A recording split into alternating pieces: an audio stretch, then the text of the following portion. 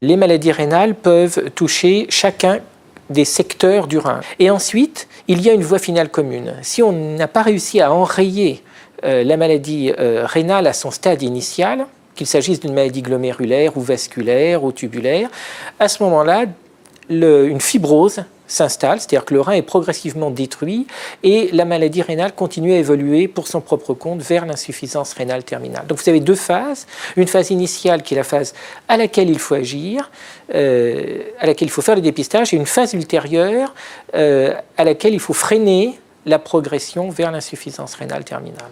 La raison de l'intégration des maladies rénales dans le CODIM est tout à fait simple.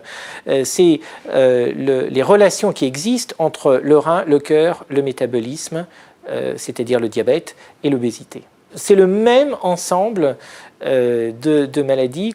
Les grandes causes des maladies rénales qui affectent les différents compartiments du rein sont des causes vasculaires, l'hypertension artérielle, sont des causes métaboliques, le diabète, l'obésité, et même le tabagisme, sont des causes immunologiques et sont des causes héréditaires liées à des anomalies, des mutations portant sur des gènes qui jouent un rôle dans le développement du rein ou dans son fonctionnement. Il est clair que les mauvaises habitudes alimentaires favorisent le développement d'une obésité et ou d'un diabète de type 2, c'est-à-dire d'un diabète de la maturité avec un excès pondéral, qui retentissent sur le fonctionnement du rein en créant des altérations dans les structures du rein.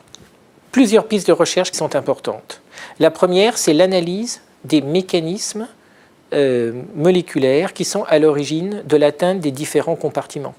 Aussi bien glomérulaire que vasculaire, que tubulaire, dont je vous ai parlé. Pourquoi faire cette recherche fondamentale? Pour définir des nouvelles cibles, c'est-à-dire des nouvelles molécules sur lesquelles des nouveaux médicaments pourraient agir, ou des anciens médicaments qu'on utilise autrement. Ça, c'est un premier objectif. Et deuxième objectif, c'est définir ce qu'on appelle des biomarqueurs, c'est-à-dire des marqueurs qui permettent de prédire la progression ou l'absence de progression d'une maladie rénale. Il y a en France 3 à 6 millions de patients ayant une maladie rénale. Pas tous ont une insuffisance rénale. Certains ont simplement une protéinurie, une hypertension artérielle et des lésions intrarénales. Aujourd'hui, on ne sait pas bien définir quels sont les patients qui vont progresser vers l'insuffisance rénale sévère et les patients qui ne vont pas progresser. Or ça, c'est important, bien évidemment, pour la stratégie thérapeutique. Donc, premier objectif, c'est d'améliorer les connaissances sur les mécanismes moléculaires. Deuxième objectif, c'est de définir des biomarqueurs de progression.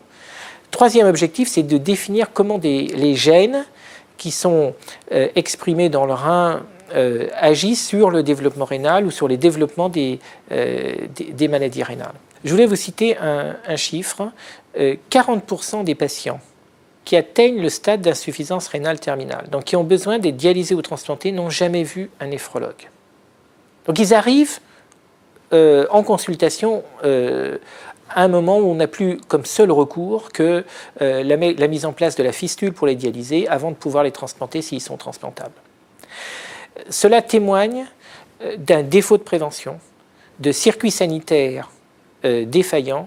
Donc là, il y a véritablement une recherche importante à faire avec des aspects sociaux et sociétaux qui, à mon avis, doivent beaucoup intéresser la région. Et je pense que ces aspects-là concernent aussi d'autres disciplines, et en particulier le diabète, notamment le diabète de surcharge et l'obésité.